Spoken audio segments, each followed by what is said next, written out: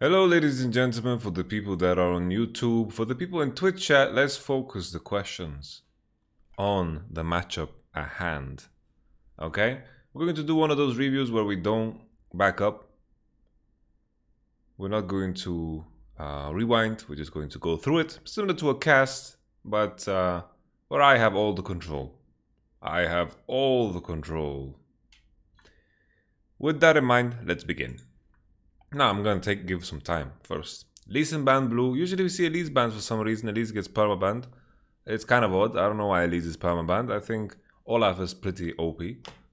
Olaf seems to be the strongest jungler right now in terms of matchup. Like matchup wise, he's super strong, but Olaf is one of those champions that goes up and down. Like he kind of fluctuates, and the volatility of Olaf is definitely, something that. Sometimes is not accounted for and sometimes is, and it comes back and forth depending on how people feel. But I think in the context of LPL, Olaf does have a lot of value. Senna blue side ban, Aphelios to match. I don't know if they were looking for Aphelios first pick. Ornn as well banned for World Elite. Domi could play it, I guess, more than anyone else. Ornn is something that is not picked a lot in the LPL, honestly. Renekton set, red side ban. Set is something that is very commonly banned because set is as like the first pick that people are going for. But I think in the world where Kalista exists, it becomes more and more dangerous. This is 10.4, so there's no set nerf, so maybe set with a jungler like Elise can do something to a Kalista. Kalista first pick. Most likely we can see this top. Can be played mid too. I think it's better top. How to find counters to this shit? People have been considering Vayne and Draven, but I feel like Kalista will just work better.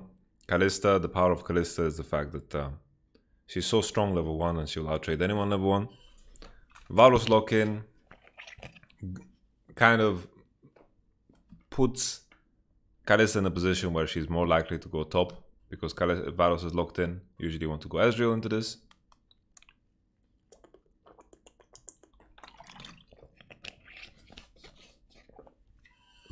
Aatrox lock-in. A lot of top lane bans, but there is still Mordekaiser and whatever. But Aatrox into Kalista, I guess it's okay. You just try to survive. It should be one of the better matchups into Kalista. But this shouldn't be good. Like Kalista should still be winning for sure. Zoe, Tamkinch picked third, Varus Tam, a standard for FPX, a staple one. Honestly, playing Aatrox into Kalista doesn't sound like fun. There's a lot of jungle options here though. Olaf ban means that you're looking for Gragas or Sejuani fourth. Most likely Gragas.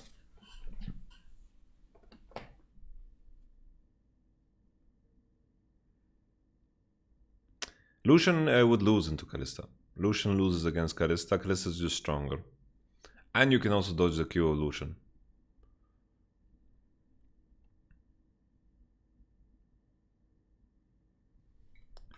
So bottom matchup most likely is going to be better for Varus Tam. Like unless you go like Caitlyn, but even that I think you are in a losing matchup. I think Varus Tam is strong in general. You have good all-in potential on 6, strong early lane and good scaling. Like it's just a good, well-rounded lane. Fourth pick should definitely be jungle. I think Gragas lock-in is the best. Let's see if they go for Gragas. I like Gragas. But me predicting LPL picks has been very inaccurate. Go Gragas. For sure Gragas is the best. You don't see enemy AD carry, they are locking in Ezreal. Ay. It's so easy for the enemy to pick an AD carry that's going to be mobile, and then Trash can just focus Lantern on Zoe and walk away. Can't you play GP into Kalista and just chill the early levels? What does that mean to chill early levels? You will lose a lot and you'll fall behind. And then they lock Sejuani. My goodness. There's a Kalista bot.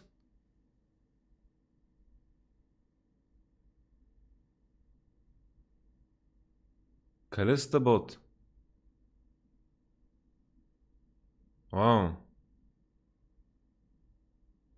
Okay.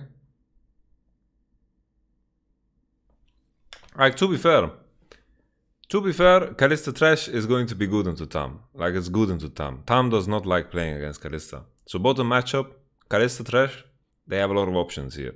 But Varus Tam is not like something that you just kind of folds. Kassadin's gonna lose full prio into Zoe before she gets a couple of levels. Maybe Jarvan can save that.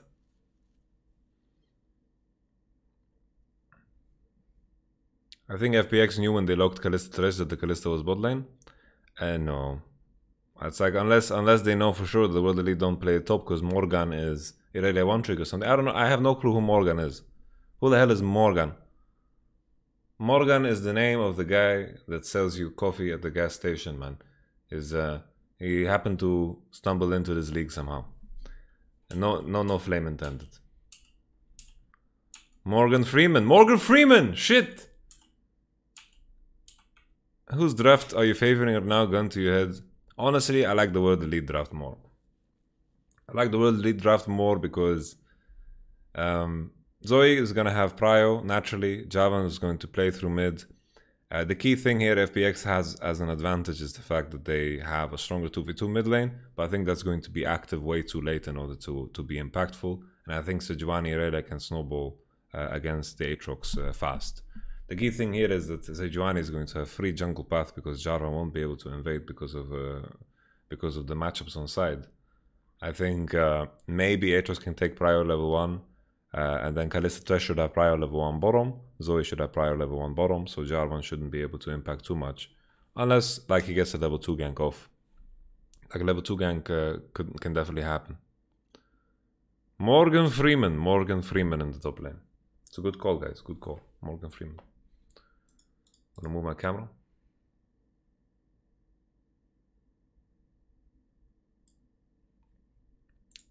We don't like Dealer Umbra. The sample size for what the players have played in the LPL is too small. Like this is week 2 or week 3, and the issue is that we don't know the solo queue accounts of these players. Javan star blue path into top. Okay. EQ into plant. Whatever. Yeah, casting last pick is kind of awkward. Unless Javan can like make mid snowball early and create something. Zoe can definitely cause a lot of damage to Kassadin early. Oh, that's a very bad trade from Missing. Why did he do this? Here it's better for Kalista to take initiative. And I don't know why Kalista is not running Halo Blades. Halo Blades is so much better for lane. Okay, deal, Romero. Yeah, I was just speaking in hyperbole in case FPX have information that Morgan is not a Kalista player. Because Kalista top lane is very rare. It's something that, you know, the Shy started and you could say that, oh here, Alex is tanking the minion for no reason. He did this, auto is not worth it. It's okay. He had potion on, so didn't matter too much. Not sure why Plex is deciding to hard shove. I think this is in preparation for top crab. He's just hard shoving. Because whenever you hard shove against a Kassadin, he's very happy. He's going to easily farm up and easily reach an HP on the wave. So he's very happy. Not sure what's happening to Aurelia, because Aurelia is super far behind. She's getting smacked in the head. Jesus, top lane difference. So Zoe hard shoved mid for top crab. And the problem here is that Aurelia is losing really hard. Aurelia is getting monstered. She's getting giga-bodied. So here's the Zoe prior. Let's see if it actually matters. Because Kassadin here, if he gets away with farming this wave for free, this is a very bad sign for Zoe. Zoe stacked, like hard pushed a wave only for crab. I think it's not worth it. If you're even with Kassadin, Zoe, as 4-minute mark, it's not so good. Doinby already played Kassadin once this season and he bodied the enemy team. Okay, this Tam Coco is trolling. Tam Coco is dead. Goodbye. He uses 2 summoners. Aye. So the Kalista is very good into Tahm because Tahm E doesn't really matter against Kalista. It's hard to predict preemptively the rend and so forth. The rend just interacts well with Tahm. Same with Braum, right? You always add your spears and that's where majority of your damage comes in. Aurelia managed to recover. on the bounce, but I think there's a big wave crashing here for Gimgoon, so he's still going to be ahead by my estimation.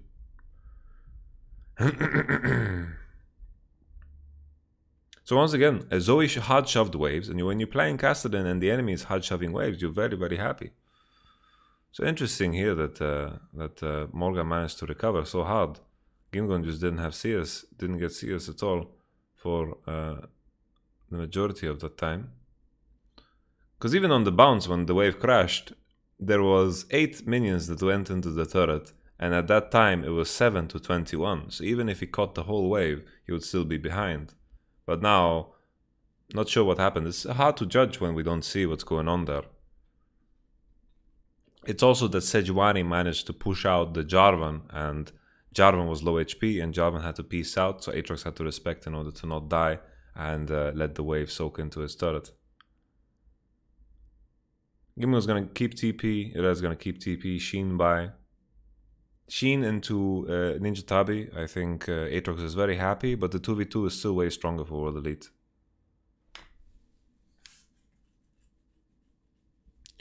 Dombi has way better itemization mid. He banned TP though. Yeah, I didn't like that hard shove for the crab. I wonder if Aurelia can contest harder. I think they were just too afraid of Tian, but Tian got leash and they knew Tian was starting bottom side. Kazan is catching mid. Javan gets spotted on Golem. This is a free Mountain Drake. The word from before was neatly placed by Sejuani. So the reason Aatrox actually gave up was because of Sejuani position. I just didn't see her in the blue, the red side jungle. It was my bad because I was reading chat.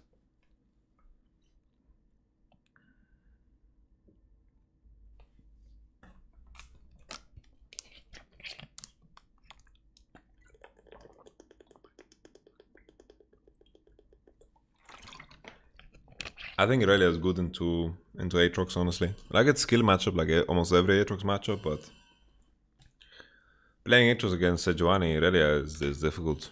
It's very hard. Wow. Wow. That play looked really weird, but I guess it worked. Key thing here is Varus has Vampire Acceptor, so any type of trades is beneficial for LWX as long as it's not an all-in. Cassin is in better position here. Bubble doesn't land. Hook lands. No follow-up, no bubble. Sejuani cannot punch. They don't have it.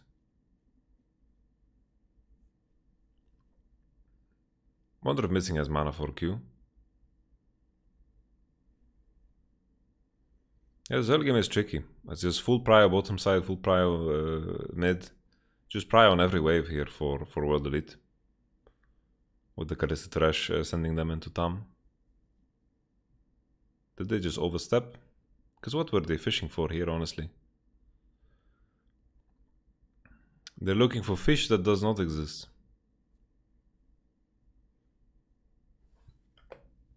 Not so good.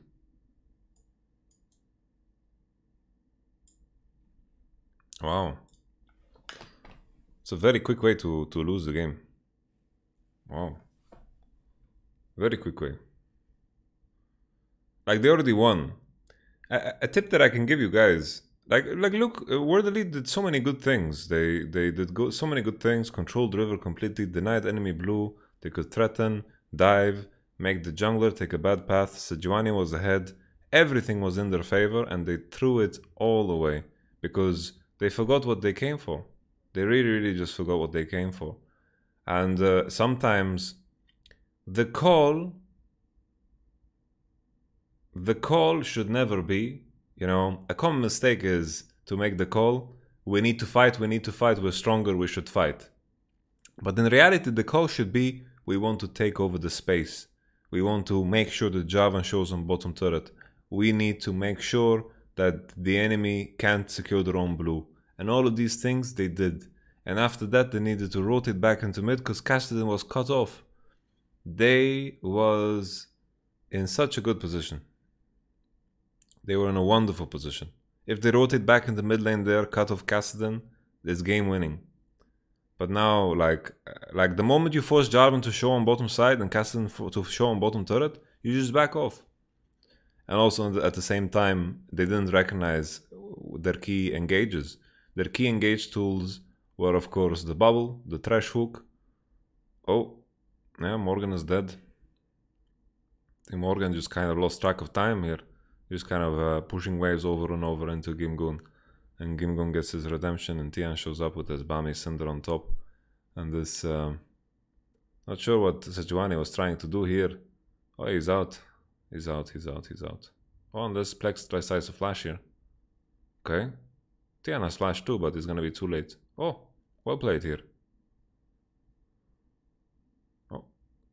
Oh. Oh. Okay. Game lost. Endgame is over. Interesting. FPX playing like LCK team today. Just wait for the punish. Is that how you beat World Elite? Wait for the punish. LWX Crisp are probably the best Varus Tam duo in the world. Yeah, I think that's fair.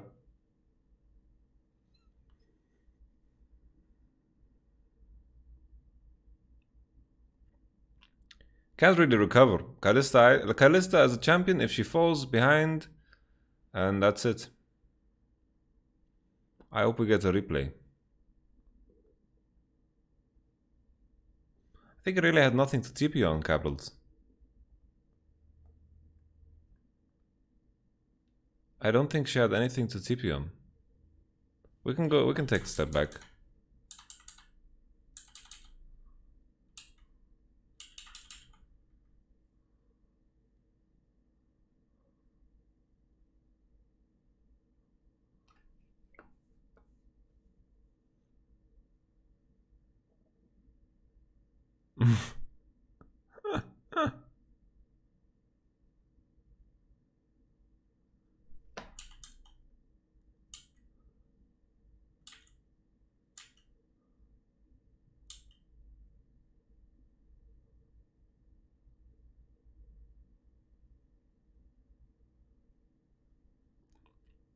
As I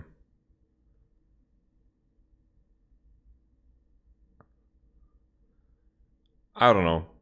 I think it's fine to TP top.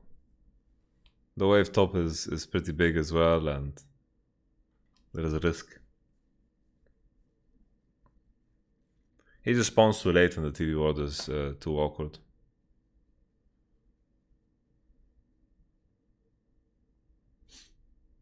Like she's gonna lose the same amount of gold on top, and this is with no risk.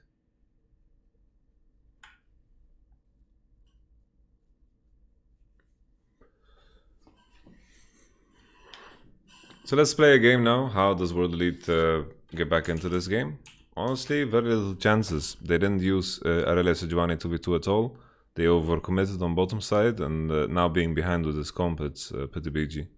Bottom matchup is completely crushed. Kalista items are just terrible in contrast to Varus items. And Javan is in a very good state, Cassidy is in a very good state, and the 2v2 mid lane of FPX is coming online now, especially when Cassidy reaches level 11. It's just GG. Aatrox hovers into bottom because he has Prio into Aurelia because it's double buff. Standard stuff. FPX playing controlled. Okay, controlled FPX, that's new. That's fresh. That's one way too. Crisp had stopwatch here, maybe he could stopwatch something and there was opportunity to do something else. He bases for QSS, Blade on Varus, strong items. World Elite set up a gank. Without even using Test Flash, so it's just straight up way too easy for World Elite.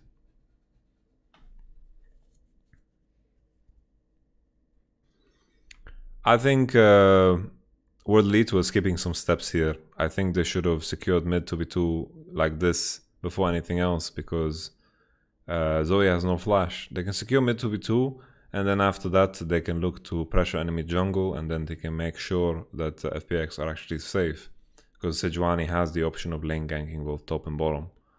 And if they control 2v2 mid and then step into enemy jungle side and spot out Sejuani, everything is solved.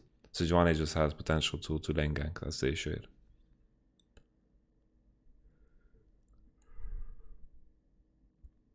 Cassidy getting money. Cool.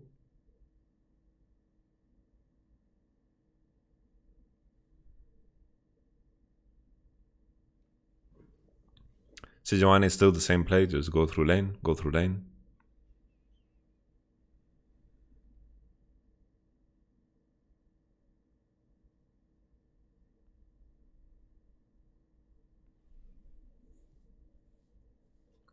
Blade difference bot and also QSS, no finish item on Thresh. Obviously his item is more expensive, but he has 2 kills. Going for redemption. Sejuani spotted on pink. Good pink wall placement from FPX here. Always defensive pinks. Making sure they are covered on their flank. Always when you're playing weak side, keep in mind that the most defensive positions of wards and the best positions you can place, because you're not going to place aggressive wards, and wasting your pinks is something I see very often. Wasting your pinks is something that I see very often because you put it in lane bushes or bushes in river, but in reality you can't keep them up because you're weaker. Not sure why Aurelia doesn't look to force all in here. I think Doinby is just fake pressuring, but they know Java position. So I think Morgan could be a bit more aggressive here and look to all in the Cassidy that had too many stacks on R. I think FPX are very happy to trade here. There's no issue at all if they give up 4% AD and 4% AP. And then not counting the extra Drake, of course, on the board in order to prepare for Soul. Cassidy is almost 2 finish items and they give up 2 turrets for the Drake. And it's not worth it at all for World Elite. The Drake is pretty kind of overrated. Because keep in mind they're also losing XP to these turrets. Why does he have Summoner Airy on Zoe? Because he knows that he needs to win super hard for 1 to 5 in order to snowball this matchup. There are some matchups where mages lose if they don't snowball early, like for example Azir into Echo, and you need to go Airy because 1 to 5 is too important. But the mistake here from Zoe was to hard shove a wave into Cassidy, give him free base, give him free Catalyst base, and the lane was just over. It was just too bad to do this to play for Sejuani. I think Sejuani Zoe is very bad for Zoe. Sejuani needs to get prio through top. What time is AMA out? It's probably going to be out tomorrow because I need to give my editor some peace of mind and give him some time to finish it. Relay has TP, but they're very late. Very, very late. Pex do it fast. Gamegon waiting for TP position. He's going to walk bot instead. FPX now. Full mid prio. Varus and Tama going to be stronger. They also have their mid turret open. The Rift Herald on mid turret earlier gave so much space. Castan got the turret as well for the money. If they can keep this turret alive, it's going to be pretty key. Okay. Now World Elite actually have some options.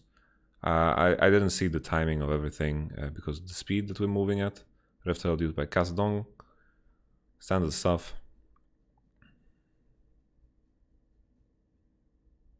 No worries, Evo Jacobo. Let's release it tomorrow, man.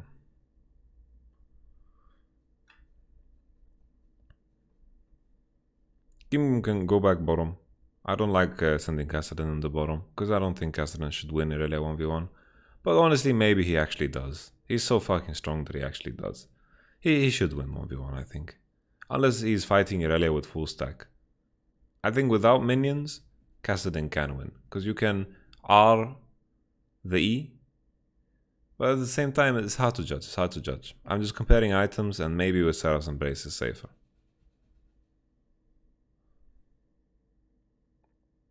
Domi is farming away. Aatrox is top.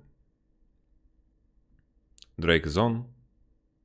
Not sure what Kassadin base for, but he did base. FPX used 2 TPs here. Sejuani is inting. I think, yeah, it's just the same as before. The game is just over. This is not the patch with Blader and King buff. Sadly. This is 10.4.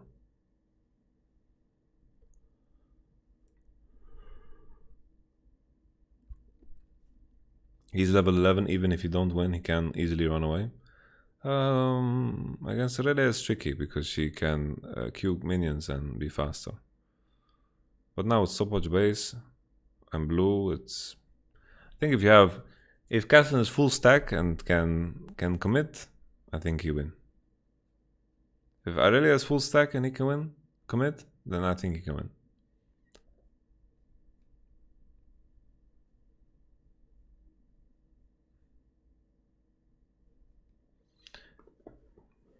Morello purchase for Varus and Aatrox. I guess it's okay. it's just okay. The issue is that the Zoe doesn't do damage. Enemy team is full Mercury, full MR. It's just the Zoe doesn't do damage. Buying spell pen into full Mercury team is frowned upon where I come from.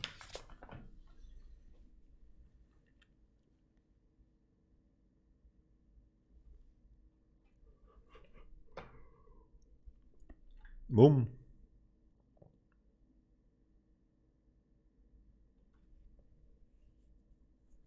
I'm so yawny today, man. Not sure what's going on.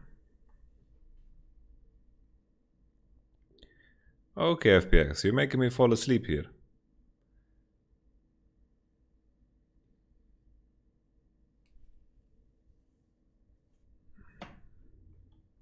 Why pen is useless versus resist? You don't like buying pen. You would rather buy... Like buying pen versus a team with a lot of magic resistance, I think is a lot worse. You would rather have AP then. Like they need some kind of grievous wounds, but they have Irelia, Callista grievous wounds already, so they don't need the third one.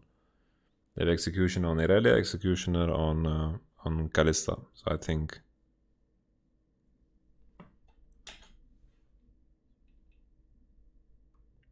Yeah. Flat pen. Like we're talking about Zoe's build, right? Like Zoe doesn't get that much efficiency here. Because everyone has a lot of MR already.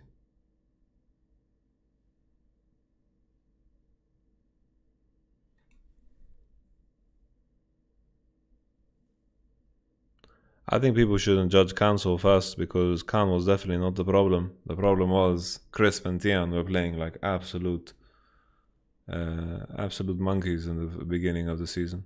And now they seem to be playing good again.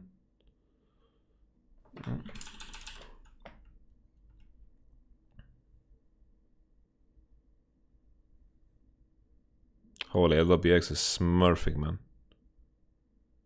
LWX. And doing this level 16. Kassadin, guys. Is this Penta? Did he get Penta? Someone translate. Penta? I think he got Penta. Pentakill! Woo! Holy. Victory, FPX. Okay. So, what did we learn from this game, guys? What did we learn? Never, ever in team play, you can make the call to say that we are stronger than them, but never make the call that we have to fight. Control space. Here, Thresh Hook was used, Zoe E was used, so there's no layering here. Doinby got chunked out. Already now, it's a winning position. Here, it is a winning position. World Elite won the situation. They're going for blue buff. They have information on Jarvan, information on Kassadin. Here, look the free entry they have to mid. Who is defending mid here? Who is defending mid here, ladies and gentlemen? Nobody is defending mid lane. So what is the call for World Elite? 4 people are on bottom turret. 4 people are on bottom turret. Imagine here, Zoe goes into mid and starts punching platings. Sejuani is in fog. There's no opportunity for FPX to dive bottom. GG. What does World Elite do? They're saying we are stronger, we want to fight, we want to fight. What for? They are face checking this space. Face checking this space, ladies and gentlemen. What is Missing doing? He's missing Flays. That's what's up. Boom. No mana. This is FPX winning a actual 3v4. Zoe could have been a mid lane already. Shoved in wave, got an advantage onto Kassadin. Very, very key. Very key. Cass was big brain pick here? No. I disagree. Like it worked out this game, right? But they got away with murder here. They got away with murder. Another key thing, another key moment is here. So here, Zoe, we will have a camera pan on Zoe soon. So Zoe wants to slow push the wave and build waves. Zoe wants to slow push waves and build waves and harass as much as possible. Yeah? She wants to build waves and harass as much as possible, but here she queues the backline. Here she queues the backline. Maria Cristo. So this means top situation from earlier is very, very bad. Because Zoe needs to save Sejuani in order to secure top crab. But I think in this situation, you don't care about topside crab. Because here Zoe wants to slow push waves and Kassadin is just looking at this and seeing, whoa, Zoe is hard pushing this wave. Freedom. Freedom. You know when people stack big waves into the turret and you need to last hit range creeps as Kassadin, you hate this. You hate this because you're going to lose HP and every CS becomes a decision. And now when he hard shoves the wave like this, a smaller wave crashes. Zoe is not even harassing Kassadin under the turret, no? And now Kassadin got to last hit the range creeps for free for the price of a fucking crab. For the price of a fucking crab. They could have retake topside, no problem. Because this crab doesn't give enough vision to cover Sejuani anyway. They could have recovered topside, no problem. Sure, here Jarvan is put behind. But I think the moment Jarvan sees that Zoe plays midwave like this, he needs to give up topside. Aatrox already got the wave into top turret. So Aatrox played it well. Aatrox got the wave into top tower. And then now here, Jarvan needs to give up, right? Jarvan needs to give up. He's low HP. He needs to give up topside. And then here Gimgun is respecting. He's respecting this entire time Sejuani because we don't need to see Sejuani position. Jarvan finishes recall. Sejuani shows on mid lane now. There is no... Jarvan also finishes recall at the same time. And Crisp ends. Here the game is in such a good state. Such a good state on bottom, on top. They recovered. Zoe is even behind. This is not a good thing.